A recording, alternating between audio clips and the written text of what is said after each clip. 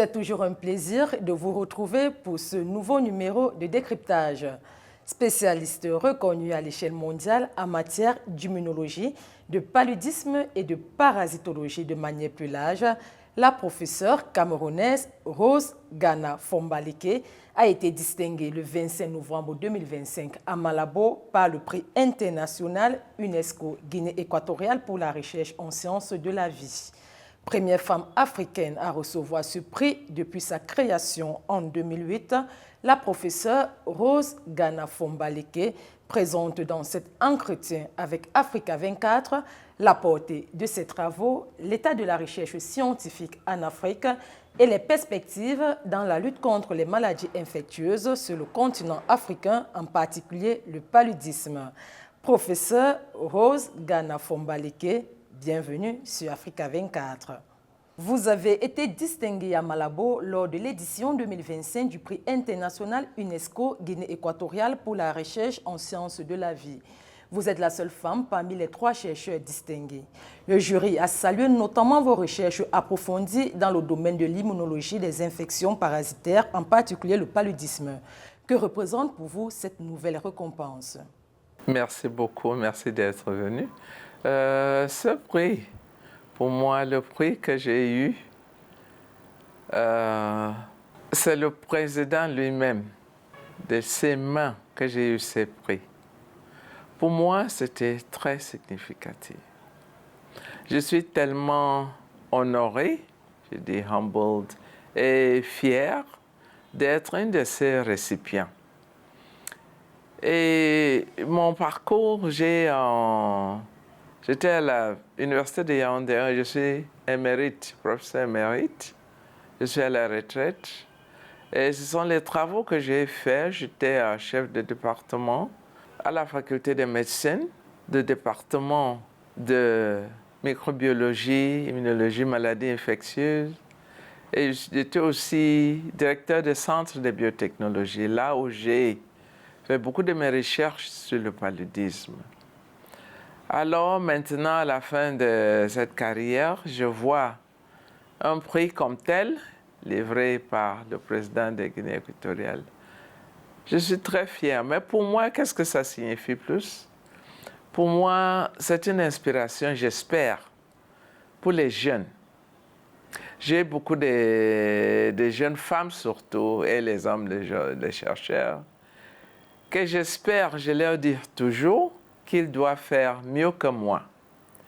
Et un prix comme ça, quand je leur dis j'ai ce prix, vous allez faire mieux que moi, j'espère que ça les inspire pour être les meilleurs chercheurs du monde, avec toutes ces technologies qu'ils ont maintenant, que moi je n'avais pas. Quelles sont les retombées de vos travaux? Oui, les travaux, surtout ce que j'ai eu sur le paludisme pendant la grossesse. C'est le travail que je vais faire sur ça avec une équipe, avec les femmes enceintes dans les villages, c'est-à-dire, on dit research with a purpose.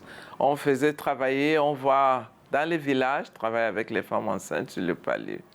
Et finalement, ça fait nos publications et nos recherches et ce qu'on a trouvé. On fait que la politique de traitement de l'OMS, politique de l'OMS pour le traitement des femmes enceintes, ça a pu changer ce qu'ils ont fait à cause de la recherche que nous avons faite ici avec les femmes enceintes, qui est très important. Et les femmes enceintes ont plus de palud que quand elles n'étaient pas enceintes. Et vraiment, tous ces palus-là, ça reste dans le placenta. Ils aiment bien le placenta, qu'on dit que c'est le siège, le quoi de bébé, mais le palu aussi aime ça. Alors, il reste là. Nous avons beaucoup étudié le paludisme dans le placenta. Alors, de retomber juste dans ça, c'est ce qu'on a sorti qui a changé la politique de l'OMS pour le traitement de paludisme pendant la grossesse. À votre avis, les États africains investissent-ils au niveau attendu dans la recherche scientifique?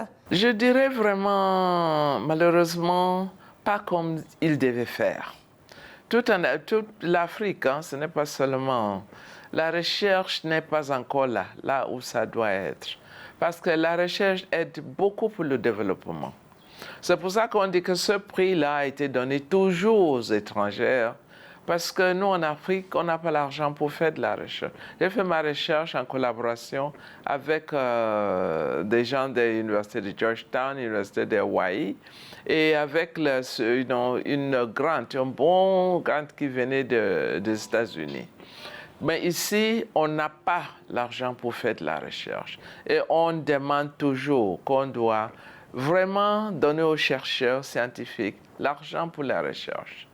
J'ai fait pour le paludisme, j'ai aussi fait beaucoup de travail en Afrique pour le polio, parce que je suis le président pour la commission de certification pour l'éradication de la poliomyélite pour la région africaine. Nous sommes 6 dans les 6 régions, c'est moi pour l'Afrique. Et j'ai beaucoup fait à mener l'Afrique jusqu'au niveau où on a eu la certification en 2020, en travaillant bien sûr avec tous les partenaires pour l'éradication de la polio, avec les pays, les gouvernements, avec les communautés, surtout avec l'OMS. On a fait ce travail. Maintenant, la région est libre des poliovirus type 1 sauvage. C'est ça. On est libre de ça, mais on a encore d'autres problèmes avec la polio. On espère, comme vous parlez d'éradication, on arrive presque là. On est à 99+%. Mais le reste qui est, on espère que ça va finir pour la polio. Je travaille beaucoup sur l'immunisation. Je suis aussi le président de ce qu'on appelle Independent Review Committee pour Gavi. Gavi, c'est eux qui donnent le vaccin pour tous les pays.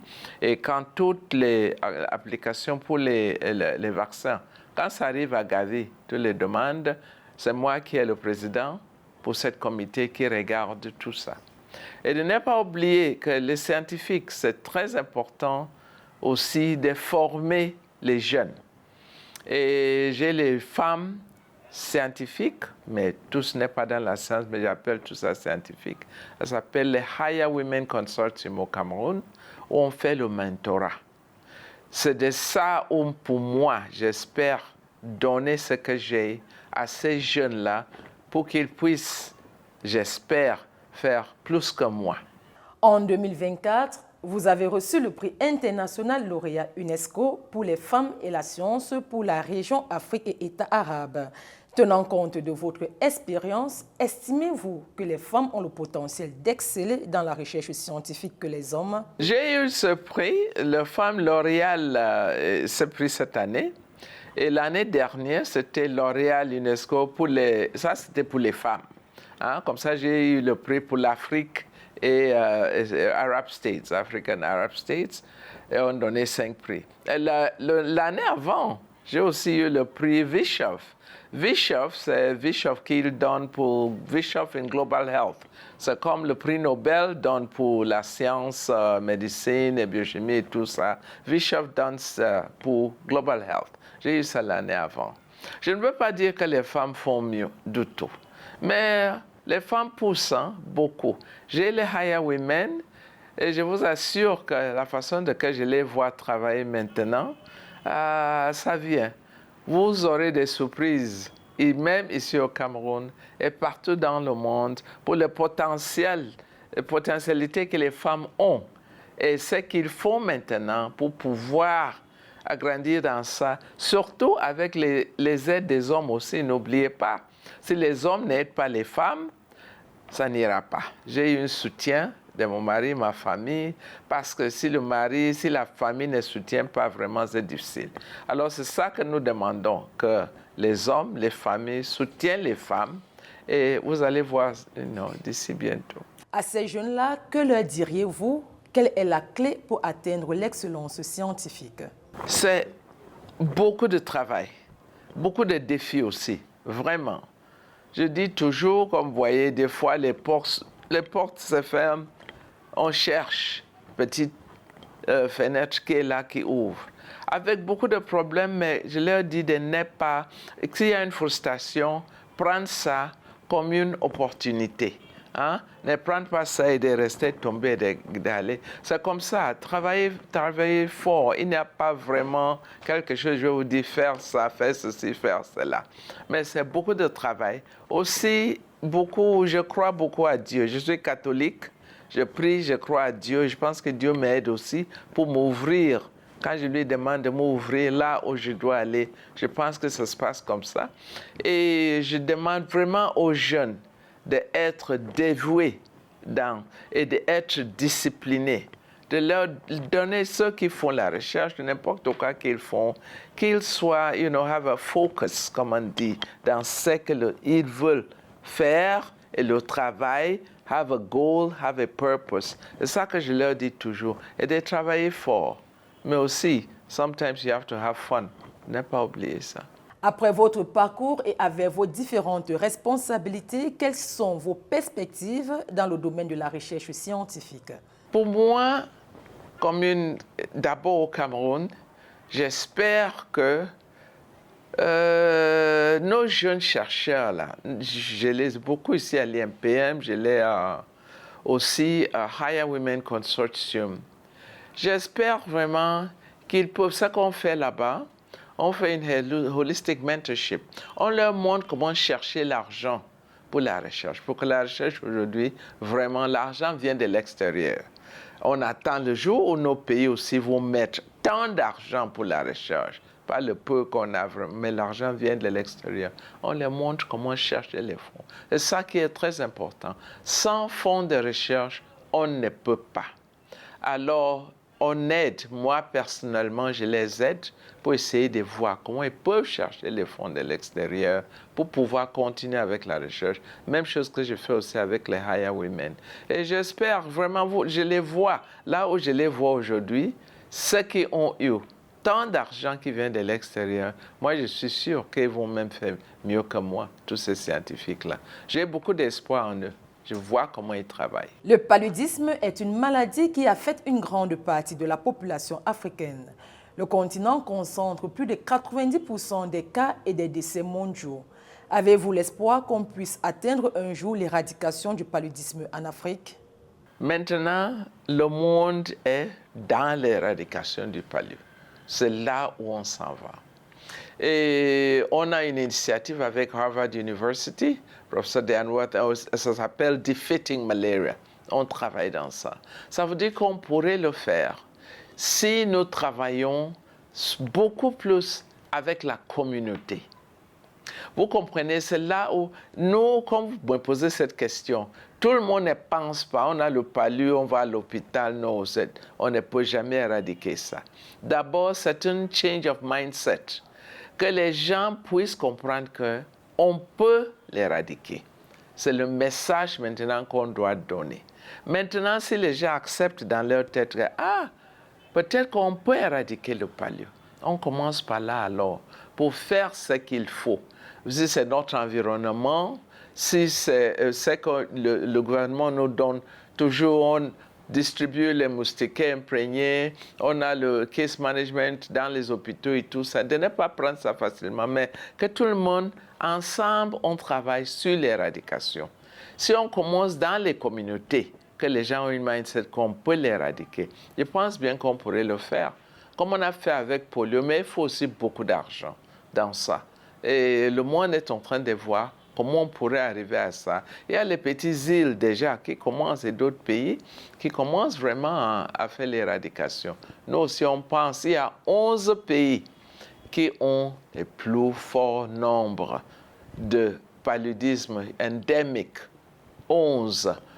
10 en Afrique et l'Inde. Et Cameroun est une de ces 10-là. L'année dernière, tout le monde a eu une réunion ici. L'OMS a amené tout ce monde de 11 pays pour pouvoir discuter là où on va. Comme ça, on a ce qu'on appelle le Yaoundé Declaration, qui nous pousse un peu plus sur les façons qu'on pourrait faire pour arriver à l'éradication. Nous sommes là. Professeur Rose Gana Fombaleke, merci d'avoir répondu aux questions d'Africa 24. Merci d'avoir suivi ce numéro de décryptage. Retrouvez toute l'actualité africaine sur notre site africa24tv.com et sur notre application MyAfrica 24.